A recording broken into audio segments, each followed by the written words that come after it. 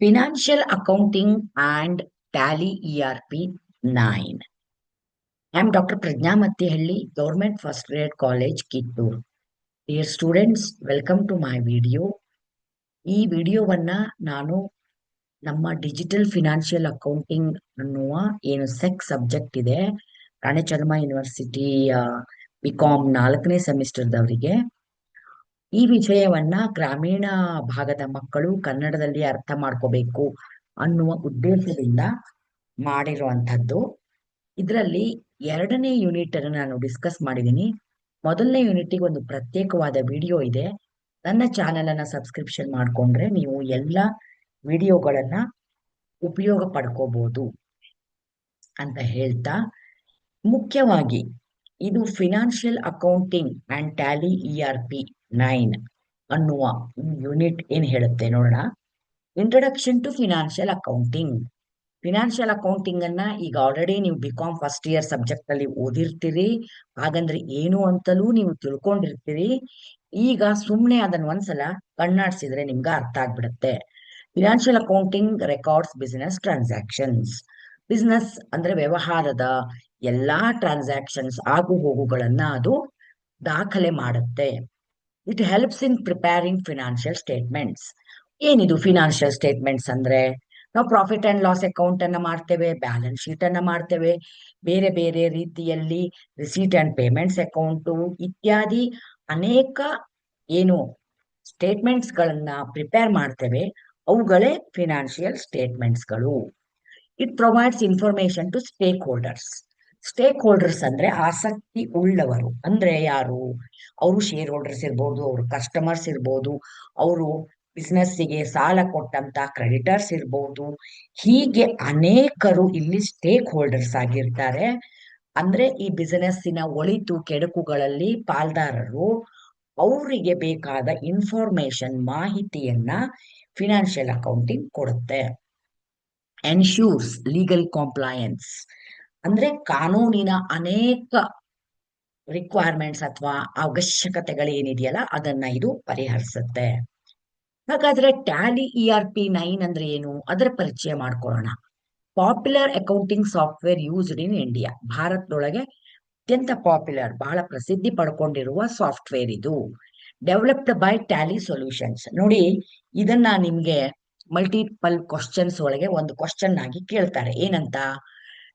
Who has developed Tally ERP 9? ಇದನ್ನ develop ಮಾಡಿದವರು ಯಾರು ಅಂತ ಬೇರೆ ಬೇರೆ ಒಂದು ಆಪ್ಷನ್ಸ್ ಅನ್ನ ಅದರಲ್ಲಿ ಕೊಡಬಹುದು. MS ಮೈಕ್ರೋಸಾಫ್ಟ್ ಅದು ಇದು ಅಂತೆಲ್ಲ. ಅವಾಗ ನೀವು ನೆನ್ಪಿಟ್ಕೋಬೇಕು, ಟ್ಯಾಲಿ ಸೊಲ್ಯೂಷನ್ಸ್ ಅನ್ನುವ ಆಪ್ಷನ್ಸ್ ಅನ್ನ ಟಿಕ್ ಮಾಡಿ. ಆ ಟ್ಯಾಲಿ ಸೊಲ್ಯೂಷನ್ಸ್ ಅನ್ನುವ ಏನು ಕಂಪನಿ ಇದೆಯಲ್ಲ, ಅದು ಈ ಟ್ಯಾಲಿ ERP 9 ಅನ್ನು ಡೆವಲಪ್ ಮಾಡಿದೆ, ಕಂಡು ಹಿಡಿದಿದೆ. Used for accounting, inventory, payroll, taxation ಇದೆಲ್ಲದಕ್ಕೂ ನಾವು ಉಪಯೋಗಿಸ್ಕೋಬಹುದು. ಅಕೌಂಟಿಂಗಿಗೂ ಅಷ್ಟೇ. ಇನ್ವೆಂಟ್ರಿ ಅಂದ್ರೆ ನಾವು ಏನು ಪರ್ಚೇಸ್ ಮಾಡಿ ಸ್ಟಾಕ್ ಇಟ್ಕೋತೇವೆ, ಮತ್ತೆ ಅದನ್ನ ರೀಆರ್ಡರ್ ಎಲ್ಲ ಮಾಡ್ತಿರ್ತೇವೆ, ಅವೆಲ್ಲ ಇನ್ವೆಂಟ್ರಿ ಮ್ಯಾನೇಜ್ಮೆಂಟ್ ಅಲ್ಲಿ ಬರ್ತವೆ. ಮತ್ತೆ ಜನರು ಲೇಬರ್ಸ್ ಅನ್ನ ನಾವು ಅಪಾಯಿಂಟ್ ಮಾಡ್ಕೊಂಡು ಅವರಿಗೆ ಸಂಬಳ ಎಲ್ಲ ಕೊಡ್ತಿರ್ತೇವೆ, ಅವರ ಹಾಜರಾತಿ ತಗೋತಿರ್ತೇವೆ, ಅವೆಲ್ಲ ಪೇರೋಲ್ ಅಲ್ಲಿ ಬರುತ್ತೆ. ಹಾಗೆ ಟ್ಯಾಕ್ಸೇಷನ್ ಎಲ್ಲವನ್ನ ಈ ಒಂದು ಟ್ಯಾಲಿ ERP 9 ಒಳಗೊಂಡಿದೆ. ಎಲ್ಲಕ್ಕಿಂತ ಮುಖ್ಯವಾಗಿ ಇದು ಯೂಸರ್ ಫ್ರೆಂಡ್ಲಿ. ಉಪಯೋಗಿಸುವವರು ಬಹಳ ಸುಲಭವಾಗಿ ಅರ್ಥ ಮಾಡಿಕೊಂಡು ಬಹಳ ಬೇಗ ಇದನ್ನ ಕಲ್ತ್ಕೊಂಡು ಇದನ್ನ ಆಪರೇಟ್ ಮಾಡಬಹುದು. ಹಾಗಾಗಿ ಬಿಸಿನೆಸ್ ಒಳಗೆ ವೈಡ್ಲಿ ಅಡಾಪ್ಟೆಡ್ ಅಂದ್ರೆ ವ್ಯಾಪಕವಾಗಿ ಇದರ ಉಪಯೋಗವನ್ನು ತಗೋತಾರೆ. ಈ ಟ್ಯಾಲಿ ಸಾಫ್ಟ್ವೇರ್ ಬಗ್ಗೆ ನಾವು ಮಾಹಿತಿ ತಗೊಳ್ಳೋಣ. It's a complete business management solution. ಅಂದ್ರೆ ಬಿಸ್ನೆಸ್ ಮ್ಯಾನೇಜ್ಮೆಂಟ್ಗೆ ಏನೆಲ್ಲ ಬೇಕೋ ಅದಕ್ಕೆ ಸಂಪೂರ್ಣವಾದಂತಹ ಒಂದು ಪ್ರಯೋಜನ ಇದರಿಂದ ಪಡ್ಕೋಬಹುದು. It supports GST and other tax systems ಗೆ ಹೆಲ್ಪ್ ಆಗುವಂಗಿದೆ. ರಿಯಲ್ ಟೈಮ್ ಡಾಟಾ ಪ್ರೊಸೆಸಿಂಗ್ ಅಂದ್ರೆ ನಾವು ಈ ಡಾಟಾವನ್ನ ಪ್ರೋಸೆಸ್ ಮಾಡುವಾಗ ಬಹಳ ಕ್ಷಿಪ್ರವಾಗಿ, ಸ್ಪೀಡ್ ಆಗಿ ಇದನ್ನ ಮಾಡ್ಕೋಬಹುದು. Suitable for small to large ಅಂದ್ರೆ ಚಿಕ್ಕ ಸ್ಮಾಲ್ ಎಂಟರ್ಪ್ರೈಸ್ ದವರು ಇದನ್ನ ಉಪಯೋಗಿಸ್ಕೋಬಹುದು, ದೊಡ್ಡದ್ದು ಲಾರ್ಜ್ ಎಂಟರ್ಪ್ರೈಸಸ್ ನವರು ಇದನ್ನ ಉಪಯೋಗಿಸ್ಕೋಬಹುದು. ಹಾಗಾದ್ರೆ ಈ ಟ್ಯಾಲಿ ERP 9 ಅನ್ನ ಹೆಂಗ್ ಶುರು ಮಾಡ್ಕೋಬೇಕು ಅಂದ್ರೆ, ಫಸ್ಟ್ ನಾವು ಈ ಸಾಫ್ಟ್ವೇರ್ ಅನ್ನ ಅಳವಡಿಸ್ಕೋಬೇಕು. ಅಂದ್ರೆ ಒಂದು ಕಂಪ್ಯೂಟರ್ಗೂ ನಮ್ದು ಒಂದು ಸಿಸ್ಟಮ್ ಅಲ್ಲಿ ಅದನ್ನ ಅಳವಡಿಸ್ಕೋಬೇಕು. ಅದಾದ್ಮೇಲೆ ಆ ಟ್ಯಾಲಿ ಐಕಾನ್ ಏನ್ ಕೊಟ್ಟಿರ್ತಾರಲ್ಲ ಅದ್ರ ಮೇಲೆ ಡಬಲ್ ಕ್ಲಿಕ್ ಮಾಡಿದ ಕೂಡ ಓಪನ್ ಆಗುತ್ತೆ. ಅದಾದ್ಮೇಲೆ ಅಲ್ಲಿ ಒಳಗಡೆ ಸ್ಟಾರ್ಟ್ ಟ್ಯಾಲಿ ಅನ್ನುವ ಆಪ್ಷನ್ ಕಾಣಿಸುತ್ತೆ, ಅದನ್ನ ಸೆಲೆಕ್ಟ್ ಮಾಡ್ಕೋಬೇಕು. ಅದಾದ್ಮೇಲೆ ಅಲ್ಲಿ ಸೆಲೆಕ್ಟ್ ಮಾಡ್ಕೊಂಡ ನಂತರ ಗೇಟ್ವೇ ಆಫ್ ಟ್ಯಾಲಿ ಸ್ಕ್ರೀನ್ ಬರುತ್ತೆ. ಅಂದ್ರೆ ಗೇಟ್ವೇ ಆಫ್ ಟ್ಯಾಲಿ ಅಂತ ನಿಮ್ ಸ್ಕ್ರೀನ್ ಮೇಲೆ ಕಾಣಿಸ್ಕೊಳಕ್ಕೆ ಶುರು ಆಗುತ್ತೆ.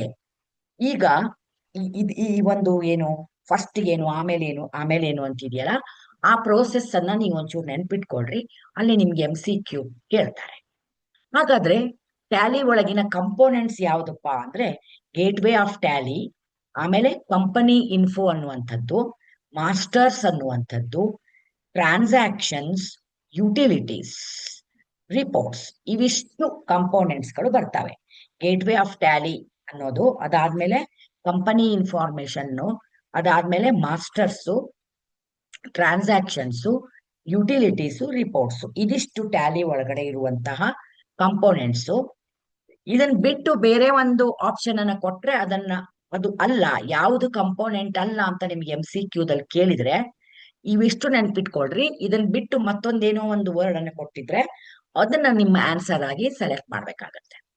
ಹಾಗೆ ನಾವು ಕಂಪನಿ ಅನ್ನೋದು ಟ್ಯಾಲಿ ಒಳಗಡೆ ಫಸ್ಟ್ ಗೆ ಕ್ರಿಯೇಟ್ ಮಾಡ್ಕೋಬೇಕು. ಅದು ಹೇಗೆ ಅಂತಂದ್ರೆ ಕಂಪನಿ ಇನ್ಫೋ ಅನ್ನುವಂತ ಏನು ಆಪ್ಷನ್ ಇದೆಯಲ್ಲ ಅದಕ್ಕೆ ಹೋಗಿ ಅಲ್ಲಿ ಒಳಗಡೆ ಕ್ರಿಯೇಟ್ ಕಂಪನಿ ಅನ್ನುವಂಥದ್ದು ಆಪ್ಷನ್ ಸಿಗುತ್ತಲ್ಲ ಅದನ್ನ ಕ್ಲಿಕ್ ಮಾಡ್ಬೇಕು.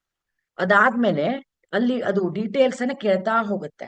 ಕಂಪನಿ ನೇಮ್ ಏನು, ಅದರ ಅಡ್ರೆಸ್ ಏನು, ಅಂದ್ರೆ ಯಾವ ಫಿನಾನ್ಷಿಯಲ್ ಇಯರ್ ಅಲ್ಲಿ ಇದ್ದೀರಾ ಅಥವಾ ಯಾವ್ದನ್ನ ಆಪ್ಟ್ ಮಾಡ್ತಾ ಇದ್ದೀರಾ, ಮತ್ತೆ ನಿಮ್ಮ ಕರೆನ್ಸಿ ರುಪೀಸ್ ಡಾಲರು ಯಾವುದು, ಈ ತರದ್ದೆಲ್ಲ ನೀವು ಡೀಟೇಲ್ಸ್ ಅನ್ನ ಅದರೊಳಗಡೆ ಎಂಟ್ರಿ ಮಾಡ್ಬೇಕು. ಇಷ್ಟಾದ್ಮೇಲೆ ಸೇವ್ ಅಂತ ಒತ್ತಬೇಕು. ಅವಾಗ ಸೇವ್ ದಿ ಡೀಟೇಲ್ಸ್ ಆಪ್ಷನ್ ನೀವು ಹೋದಂಗಾಗತ್ತೆ. ಇಷ್ಟ ಆದ ನಂತರ ಸೆಲೆಕ್ಟಿಂಗ್ ಎ ಕಂಪನಿ ಅಂದಾಗ ಮತ್ತೆ ಗೋ ಟು ಯಾವ್ದಕ್ಕೆ ಕಂಪನಿ ಇನ್ಫಾರ್ಮೇಶನ್ ಹೋಗಿ ಸೆಲೆಕ್ಟ್ ಕಂಪನಿ ಅಂತ ಹೊಡಿಬೇಕು. ಅವಾಗ ಅದು ಕಂಪನಿಗಳ ಒಂದು ಲಿಸ್ಟ್ ಅನ್ನ ಕೊಡುತ್ತೆ. ಅದ್ರೊಳಗಡೆ ನೀವು ಯಾವುದು ಅಂತ ನಿಮಗ್ ಬೇಕಾದ ಕಂಪನಿಯ ಹೆಸರನ್ನ ಅದ್ರೊಳಗಡೆ ನೀವು ಚೂಸ್ ಮಾಡ್ಕೋಬೇಕು.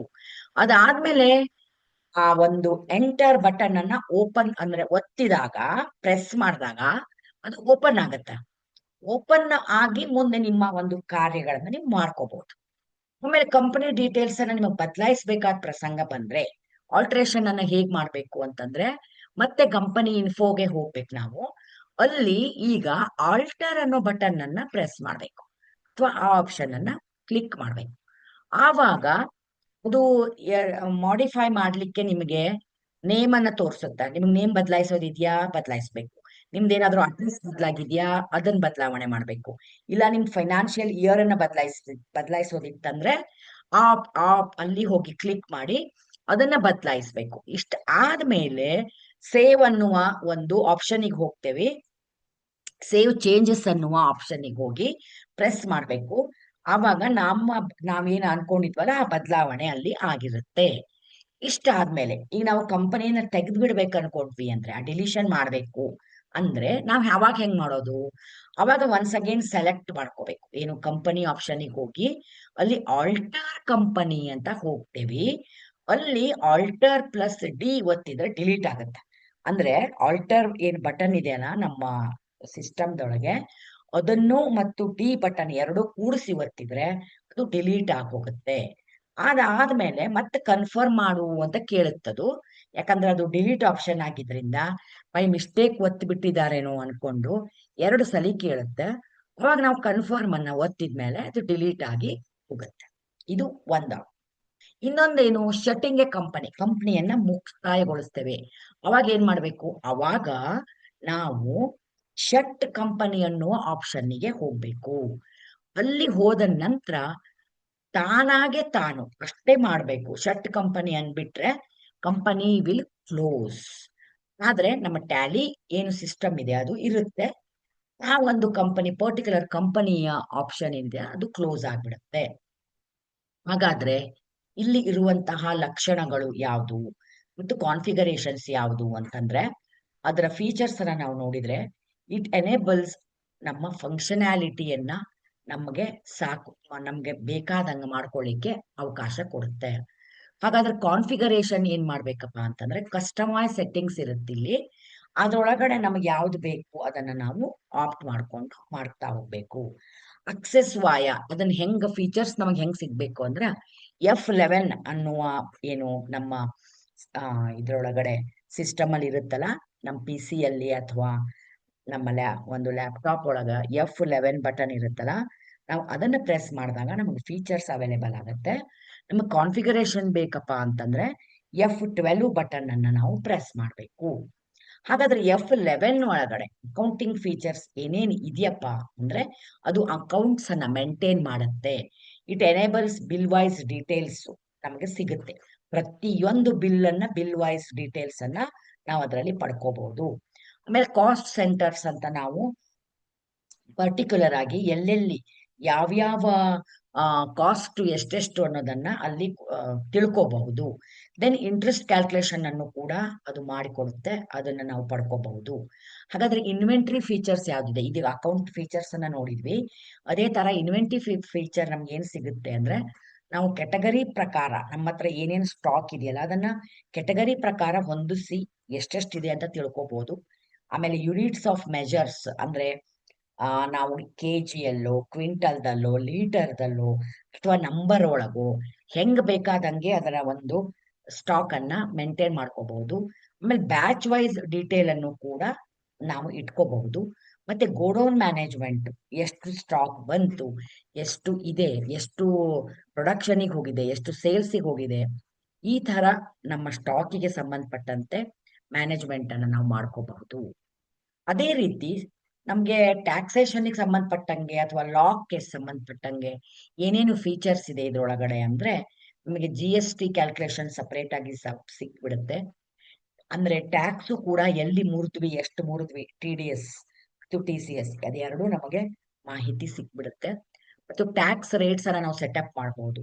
ನಮ್ಮ ಟ್ಯಾಕ್ಸ್ ಬದಲಾವಣೆ ಹೊಂದಿದಾಗ ಅದರ ರೇಟ್ ಅನ್ನ ನಾವು ಸೆಟಪ್ ಮಾಡಬಹುದು.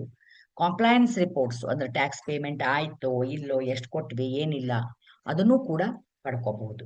ಹಾಗಾದ್ರೆ ಕಾನ್ಫಿಗರೇಷನ್ಗೆ ಸಂಬಂಧಪಟ್ಟಂಗೆ ನಮ್ಗೆ ಏನೆಲ್ಲ ಫೆಸಿಲಿಟಿ ಇದೆ ಇದ್ರೊಳಗಡೆ ಅಂದ್ರೆ ನಾವು ಜನರಲ್ ಸೆಟ್ಟಿಂಗ್ಸ್ ಅನ್ನ ಮಾಡ್ತೀವಿ. ಹಾಗೆ ಓಚರ್ ಎಂಟ್ರಿ ಕಾನ್ಫಿಗರೇಷನ್ ಮಾಡ್ಕೊಂಡ್ರಿ ಅಂದ್ರೆ ಓಚರ್ ಎಂಟ್ರಿ ಮಾಡ್ಕೋಬಹುದು. ಪ್ರಿಂಟಿಂಗ್ ಆಪ್ಷನ್ಸ್ ಇರುತ್ತೆ, ಯಾವ್ದ್ರದ್ದು ಬೇಕಾದ್ರೂ ನಾವು ಪ್ರಿಂಟ್ ಅನ್ನ ತಗೋಬಹುದು. ಮತ್ತೆ ಡಾಟಾ ಬ್ಯಾಕಪ್ ಸೆಟ್ಟಿಂಗ್ಸ್ ಕೂಡ ಮಾಡ್ಕೊಂಡು ಅದನ್ನ ಪಡ್ಕೊಳ್ಳಿಕ್ಕೂ ನಮ್ಮ ಹತ್ರ ಟ್ಯಾಲಿ ಒಳಗಡೆ ಒಂದು ಆಪ್ಷನ್ ಇರುತ್ತೆ. ಮತ್ತು ಈ ಟ್ಯಾಲಿ ERP ಯನ್ನೇ ನಾವು ತೆಗೆದು ಬಿಡ್ತೀವಪ್ಪ, ನಮಗ್ ಬೇಡ, ನಮ್ಮ ಸಿಸ್ಟಮ್ ಅಲ್ಲಿ ಅದು ಬೇಡ ಅಂತ ಆದ್ರೆ ಅದನ್ನ ಹೇಗೆ ಮುಚ್ಚಬೇಕು, ಹೇಗೆ ಕ್ಲೋಸ್ ಮಾಡಬೇಕು ಅಂದ್ರೆ ನಾವೇನು ಇಲ್ಲ, ನಮ್ದು ALT ಆಲ್ಟರ್ ಬಟನ್ ಇದೆಯಲ್ಲ ಅದನ್ನ ಪ್ರೆಸ್ ಮಾಡಿಕೊಂಡು ಜೊತೆಗೆ F4 ಆ ಬಟನ್ ಅನ್ನ ಪ್ರೆಸ್ ಮಾಡಿಬಿಟ್ರೆ ನೆಕ್ಸ್ಟ್ ನಾವು ಅಲ್ಲಿ ಕ್ವಿಟ್ ಆಪ್ಷನ್ ಅನ್ನ ತೋರಿಸುತ್ತದೆ. ಆಗ ಆ ಕ್ವಿಟ್ ಆಪ್ಷನ್ಗೆ ಹೋಗ್ಬೋದು. ಅಂದ್ರೆ ಇದು ಒಂದು ಆಲ್ಟರ್ ಬಟನ್ ಒತ್ತಿ F4 ಅನ್ನ ಸೈಮಲ್ಟೇನಿಯಸ್ಲಿ ಒಟ್ಟೊಟ್ಟಿಗೆ ನಾವು ಪ್ರೆಸ್ ಮಾಡಿದ್ರೆ ಶಟ್ ಆಗ್ಬಿಡುತ್ತದು. ಅಂದ್ರೆ ಟ್ಯಾಲಿಯ ಏನು ಅದು ಹೋಗ್ಬಿಡುತ್ತೆ, ಡಿಲೀಟ್ ಆಗ್ಬಿಡುತ್ತೆ. ಇಲ್ಲ ಕ್ವಿಟ್ ಆಪ್ಷನ್ಗೆ ಹೋದ್ರು ಸಹಿತ ಅದು ಶಟ್ ಡೌನ್ ಆಗ್ಬಿಡುತ್ತೆ. ಆಮೇಲೆ ಸೇಫ್ ಎಕ್ಸಿಟ್ ಅನ್ನ ಅಂದ್ರೆ ನಾವು ಸೇಫ್ ಆಗಿ ಆ ಟ್ಯಾಲಿಯಿಂದ ಹೊರಗೆ ಬಂದಿರ್ತೀವಿ, ನಮಗದ್ರ ಆ ಒಂದು ಅವೈಲೇಬಿಲಿಟಿ ಹೊರಟೋಗುತ್ತೆ. ಹಾಗಾದ್ರೆ ಇಲ್ಲಿ ಟ್ಯಾಲಿಗೆ ಸಂಬಂಧಪಟ್ಟಂಗೆ ಯಾವ್ಯಾವ ಕೀ ಏನನ್ನ ತೋರಿಸುತ್ತೆ ಅಂತ ನೋಡಿದ್ರೆ F1 ಕೀ ಇದೆಯಲ್ಲ ಅದು ಸೆಲೆಕ್ಟ್ ಕಂಪನಿ. F2 ಅನ್ನ ನೋಡಿದ್ವಪ್ಪ ಅಂದ್ರೆ ಅದು ಚೇಂಜ್ ಡೇಟ್ ಅನ್ನ ಚೇಂಜ್ ಮಾಡ್ಲಿಕ್ಕೆ F2 ಅನ್ನ. F3 ಏನಪ್ಪಾ ಅಂತಂದ್ರೆ ಕಂಪನಿ ಇನ್ಫಾರ್ಮೇಶನ್ ಅಂತ. F11 features, F12 configuration. ಹೀಗೆ ಒಂದೊಂದು ಏನು ಬಟನ್ಸ್ ಇದೆಯಲ್ಲ ಅವು ಒಂದೊಂದನ್ನ ಸೂಚಿಸುತ್ತೆ. ಅದನ್ನ ಆಲ್ಟರ್ ಮತ್ತು ಸಿ ಎರಡನ್ನೂ ಒಟ್ಟಿಗೆ ನಾವು ಪ್ರೆಸ್ ಮಾಡಿದ್ರೆ ಕ್ರಿಯೇಟ್ ಮಾಸ್ಟರ್ ಅಂತ ಆಗುತ್ತೆ. ಆಲ್ಟರ್ ಮತ್ತು ಡಿ ಅನ್ನ ಪ್ರೆಸ್ ಮಾಡಿದ್ರೆ ಅದು ಹೊರಟೋಗುತ್ತೆ, ಡಿಲೀಟ್ ಆಪ್ಷನ್ ಅದು. ಹಂಗೇನೆ ಕಂಟ್ರೋಲ್ ಮತ್ತು ಎ ಅನ್ನ ಮಾಡಿದ್ರೆ ಅದು ಅಕ್ಸೆಪ್ಟ್ ಆಪ್ಷನ್ ಅನ್ನ ತೋರಿಸುತ್ತೆ. ಈಗ ಇದನ್ನ ನೀವು ಟ್ಯಾಲಿ ಬಗ್ಗೆ ಮಾಹಿತಿಯನ್ನ ತಿಳ್ಕೊಂಡ್ರಿ. ಈಗ ಇದರಿಂದ ಏನು ಈ ಒಂದು ಸಾಫ್ಟ್ವೇರ್ ಇಂದ ಏನೇನು ಅಡ್ವಾಂಟೇಜ್ ಇದೆ, ಏನೇನು ಲಾಭಗಳಿದೆ ಅಂತ ನೋಡಿದ್ರೆ ಒಂದನೇದಾಗಿ ಇಟ್ಸ್ ವೆರಿ ಈಸಿ, ಬಹಳ ಸುಲಭವಾಗಿ ನಾವು ಯೂಸ್ ಮಾಡ್ಬೋದು. ಬಹಳ ಅಕ್ಯುರೇಟ್ ಆದಂತ ರಿಸಲ್ಟ್ಸ್ ಅನ್ನ ಕೊಡುತ್ತೆ ಮತ್ತು ಸ್ಪೀಡ್ ಆಗಿ ಕೆಲಸ ಆಗುತ್ತೆ. GST ಅಂತೂ ಸಂಬಂಧಪಟ್ಟಂತ ಎಲ್ಲಾ ಒಂದು ಕೆಲಸನ ಇದ್ರೊಳಗೆ ಮಾಡ್ಕೋಬಹುದು. ಆಮೇಲೆ ರಿಪೋರ್ಟ್ಸ್ ಕೂಡ ತಾನೇ ಅದು ಜನರೇಟ್ ಮಾಡ್ತಾ ಇರುತ್ತೆ. ನಾವು ರಿಪೋರ್ಟ್ ಅನ್ನ ಸುಲಭವಾಗಿ ಇದರಲ್ಲಿ ತೆಕ್ಕೋಬಹುದು. ಒಟ್ಟಿನಲ್ಲಿ ಈ ಚಾಪ್ಟರ್ ಬಗ್ಗೆ ಕನ್ಕ್ಲೂಷನ್ ಆಗಿ ಏನ್ ಹೇಳಬಹುದು ಅಂತಂದ್ರೆ, ಟ್ಯಾಲಿ ERP9 ಏನಿದೆಯಲ್ಲ, ಇದು ಒಂದು ಪವರ್ಫುಲ್ ಅಕೌಂಟಿಂಗ್ ಟೂಲ್. ಮತ್ತೆ ಇಟ್ ಸಿಂಪ್ಲಿಫೈಸ್ ಫೈನಾನ್ಷಿಯಲ್ ಮ್ಯಾನೇಜ್ಮೆಂಟ್ ಸಂಬಂಧಪಟ್ಟಂತ ಕೆಲಸ ಕಾರ್ಯಗಳನ್ನ ಬಹಳ ಸಿಂಪಲ್ ಆಗಿ ಇದು ಮಾಡಿಕೊಡುತ್ತೆ. ಎಸೆನ್ಷಿಯಲ್ ಸ್ಕಿಲ್ ಫಾರ್ ಕಾಮರ್ಸ್ ಸ್ಟೂಡೆಂಟ್ಸಿಗಂತೂ ಈ ಒಂದು ಟ್ಯಾಲಿ ಕಲಿಯೋದು ಅದೊಂದು ಎಸೆನ್ಷಿಯಲ್ ಸ್ಕಿಲ್. ಅದು ಇಷ್ಟು ನಾಲೆಜ್ ಅನ್ನ ನಾನು ಈ ವಿಡಿಯೋದ ಮೂಲಕ ಕೊಟ್ಟಿದ್ದೇನೆ. ಆಮೇಲೆ ಈ ಚಾಪ್ಟರ್ ಅಲ್ಲಿ ನಿಮ್ಗೆ ಯಾವ ರೀತಿ ಆಲ್ಟರ್ನೇಟಿವ್ ಆಗಿ ಕ್ವಶನ್ಸ್ ಅನ್ನ ಕೇಳಬಹುದು ಅನ್ನುವ ಒಂದು ಹಿಂಟ್ ಅನ್ನು ಕೊಟ್ಟಿದ್ದೇನೆ. ಆಲ್ರೆಡಿ ನಾನು ಹೇಳಿರುವಂತೆ ನನ್ನ ಚಾನಲ್ದಲ್ಲಿ ನೀವು ಸಬ್ಸ್ಕ್ರಿಪ್ಷನ್ ಮಾಡಿಕೊಂಡ್ರೆ ಈ ಒಂದು ಡಿಜಿಟಲ್ ಫಿನಾನ್ಷಿಯಲ್ ಅಕೌಂಟು ಸಬ್ಜೆಕ್ಟಿನ ಎಲ್ಲಾ ವಿಡಿಯೋಗಳು ಸಿಗ್ತವೆ. ಅಷ್ಟೇ ಅಲ್ಲ, ಬೇರೆ ಬೇರೆ ಸಬ್ಜೆಕ್ಟಿನ ವಿಡಿಯೋಗಳು ಕೂಡ ಅವೈಲೇಬಲ್ ಇದಾವೆ. ನಾನು ತಯಾರಿಸಿದ್ದೇನೆ. ಕನ್ನಡ ಮತ್ತು ಇಂಗ್ಲಿಷ್ ಎರಡೂ ಭಾಷೆಯಲ್ಲಿ ನನ್ನ ವಿಡಿಯೋಗಳನ್ನು ನೀವು ಆಸ್ವಾದಿಸಬಹುದು. ವಿದ್ಯಾರ್ಥಿಗಳ ಭವಿಷ್ಯಕ್ಕೆ ಪರೀಕ್ಷೆಗೆ ನಾನು ಶುಭವನ್ನ ಕೋರ್ತಾ ನನ್ನ ಒಂದು ವಿಡಿಯೋವನ್ನ ಇಲ್ಲಿಗೆ ಮುಗಿಸ್ತಾ ಇದ್ದೇನೆ. ನಿಮ್ಮ ಕಾಮೆಂಟ್ಸ್ ಅನ್ನ ನೀವು ಕಾಮೆಂಟ್ಸ್ ಒಂದು ಬಾಕ್ಸ್ನಲ್ಲಿ ಕಾಮೆಂಟ್ಸ್ ಅನ್ನ ನೀಡಬಹುದು. ಹಾಗಾದಾಗ ನಮ್ಮ ಇದನ್ನು ಸುಧಾರಣೆ ಮಾಡ್ಕೊಳ್ಳಿಕ್ಕೆ ನಮಗೆ ಸಾಧ್ಯ ಆಗತ್ತೆ. Thank you.